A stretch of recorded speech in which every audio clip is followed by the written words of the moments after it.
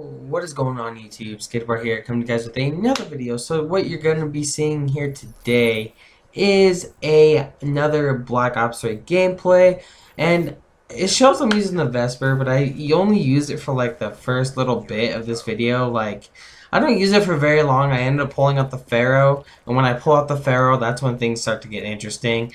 As when I mean by interesting, I mean like really, really, really good. So you guys just enjoy the gameplay. You guys will enjoy it. But what we're here to talk about today is competitive BO3, and I am excited to talk about this because let's be honest, the past two competitive Call of Duties have not been the best. I mean, competitive Ghost, in my opinion, was better than competitive AW, but that's my opinion. I preferred competitive Ghost over competitive AW. I found that competitive AW, and I've preached this in many previous videos, that competitive AW was just not consistent.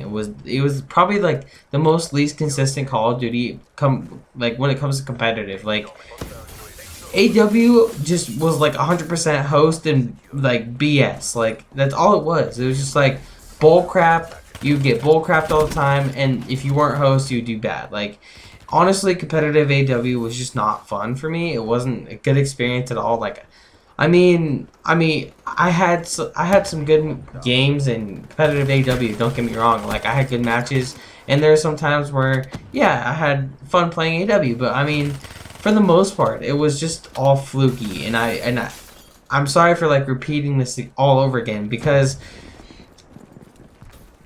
like I said, the past two Call of Duties have not been the greatest. I mean, like I said, in my opinion, competitive Ghost was better than AW, and I like that AW had Hardpoint back, but I don't know. And I like that AW came up with Uplink. Uplink was a good idea. That I will give him that. I love Uplink, and I love the idea of Uplink, just not the way that, not the AW form. I like this form better. I definitely like playing Uplink better in this game than I did in AW.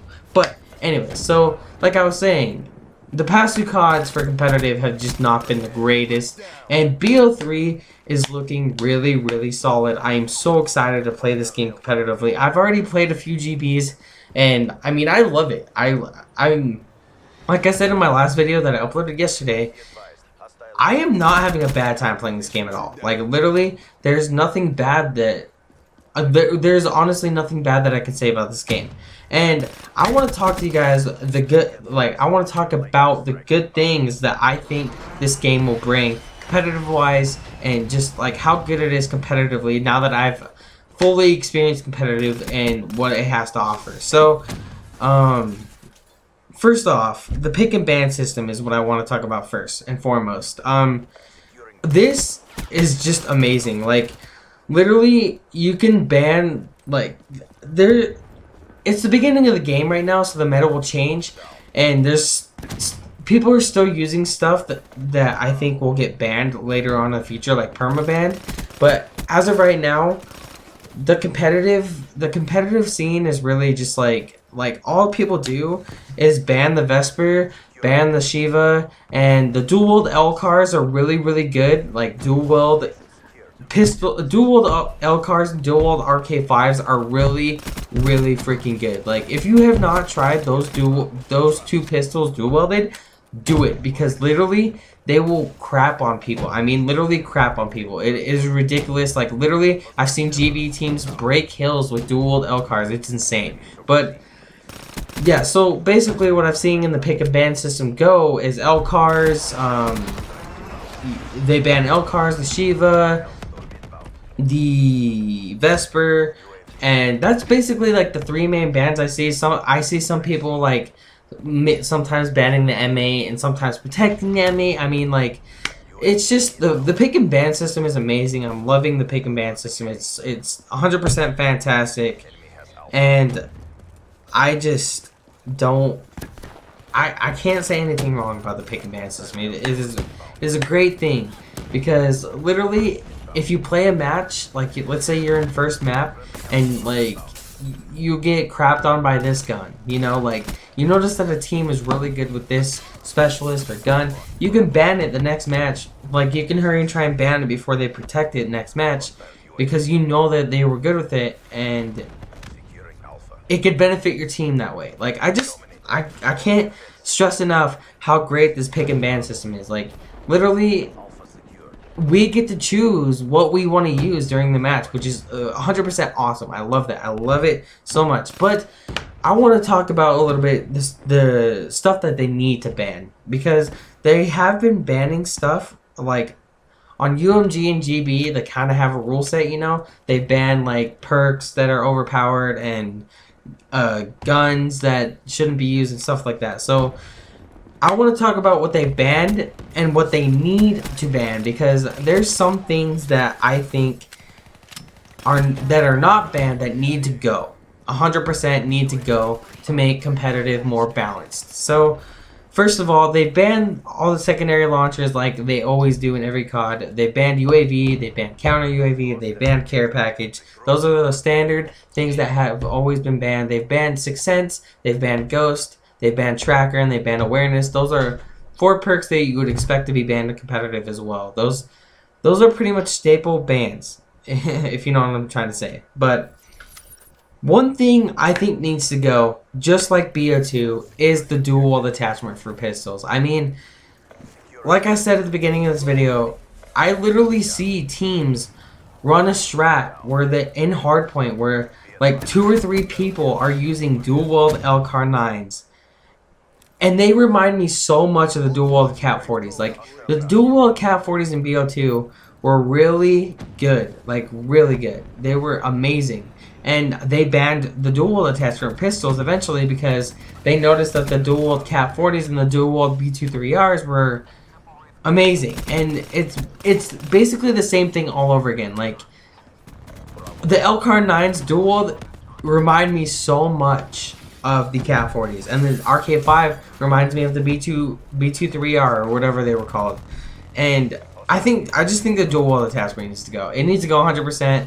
I don't mind having a single LCAR, a single RK5. I think that's balanced. But the fact that you can break a hill literally with a dual weld LCAR 9, wow! Like, literally, that can beat a submachine gun. Like, it's just a pistol, you know. And I feel like, I don't know. I just feel like you shouldn't be able to break a hill with a dual-weld pistol and have it outgun a submachine gun. It's just not. It just doesn't seem right. You know what I'm saying? Dual-weld attachment, it needs to go 100%. And I feel like, oh yeah, and they've also banned some overpowered specialists too. Like Vision Pulse, Kinetic Armor is gone, and Rejack and Hive are gone. Those are kind of 4 expected specialists that Those are 4 expected specialists I expected to go, like, permanently banned, if that makes sense. Like, I knew GB websites were going to ban those. Like, I didn't expect Rejack to be around, or Vision Pulse 100%. And Kinetic Armor, I can understand why that's gone, and Hive, I can understand why that's gone. But, like I was saying, the dual attachment definitely needs to go. I think they also need to ban LMGs. Like, every single LMG needs to go. Because, oh my god, I can't stress enough like how many people, instead of anchoring with an AR, they anchor with an LMG, and it literally, like, it is so overpowered because I mean, you can easily say that, you know, you can just ban an LMG in a pick and ban system, but you can't ban every single LMG. I mean, it would ruin the point of the pick and ban system if you just banned every LMG every time. It's just not right, you know? And I personally feel like the LMGs just need to go so your team can actually strategically pick and ban things that need to be protected and banned, instead of just instead of just banning the LCAR every time or banning the LMGs every time. Like, that's ridiculous, you know? Like, the fact that someone can anchor that harder than an LMG, like, people, I can't preach this enough on how many times I see in GBs, instead of the people using the M8, the XR2, or AR to anchor things, or to anchor the hill, they use an LMG, and it is literally the most overpowered anchor weapon I've ever, like, oh man, it just bugs me, you know? It's just something that I don't want to see it in competitive, I don't. And LMGs just need to go. The dual attachment needs to go. And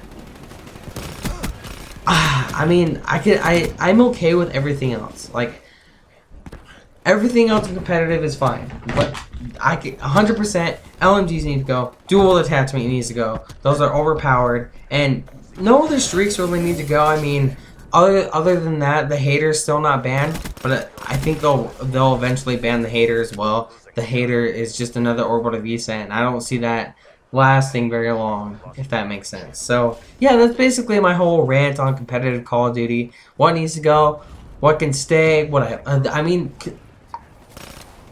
Even with the overpowered things in competitive now, I'm still loving competitive more than I ever have before. And sorry, my dog's barking. I don't know what's going on. But yeah, so this is the best like competitive COD. This is the most fun I've had, and it's only been a week. I am just mind blown on how good this game is, and I just can't wait to see competitive Call of Duty blow up, and I can't wait to see what happens at the World League. Oh my gosh, this game has me so excited, if you couldn't tell, and I'm so passionate about this game, and I've always been passionate about Call of Duty, but this game just has me so stoked. So let me know what you think of competitive Call of Duty in the comments below, and what they can improve on and all that stuff. Let me know how excited you guys are too. But leave a like if you guys enjoyed the video, subscribe if you're new. This has been Skaterboy, and as always, love y'all homies. Peace out.